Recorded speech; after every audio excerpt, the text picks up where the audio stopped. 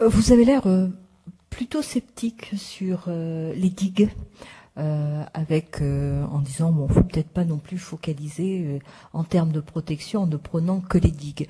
Est-ce que c'est sur les digues ou c'est sur les normes de hauteur de digues qui, pour l'instant, est une norme nationale et qu'il conviendrait peut-être de donner plus de liberté selon les spécificités des régions sur la hauteur des digues à observer. Première chose.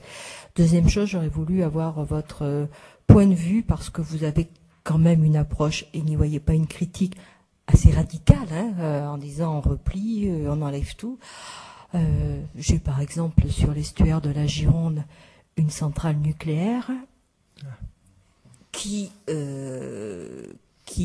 effectivement dans sa gestion a un petit peu les contre-coups, notamment sur les bois dérivants, etc. Quid de ce genre d'installation avec votre principe on éloigne tout, il y a quand même une notion économique. Comment vous vous situez par rapport à ça?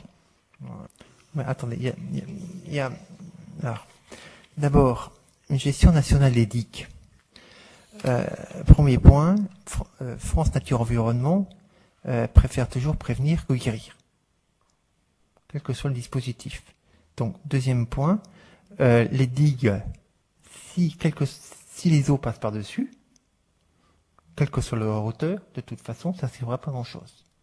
Troisième point, les digues peuvent éventuellement servir, non pas à partir d'une solution nationale, mais bien entendu en fonction des dispositifs et des critères locaux. Ça me paraît essentiel. Les solutions qu'on trouve dans le Pas-de-Calais ne sont pas les mêmes normes que l'on doit appliquer en Gironde ou dans le Var.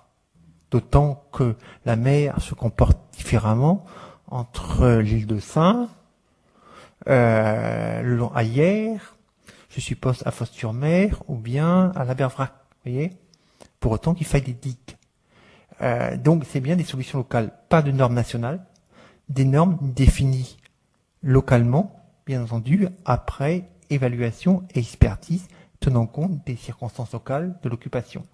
Après, quant aux digues existantes, ben là, tout est une question, je dirais, d'étude. Si il est question, je dirais, de zones naturelles, nous, on préfère, autant que faire se peut, que la mer circule.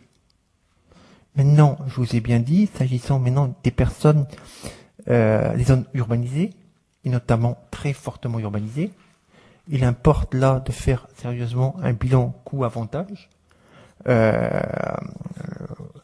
Certes, il est préférable de soustraire les populations aux risques naturels, mais il y a aussi un coût pour l'ensemble de la collectivité.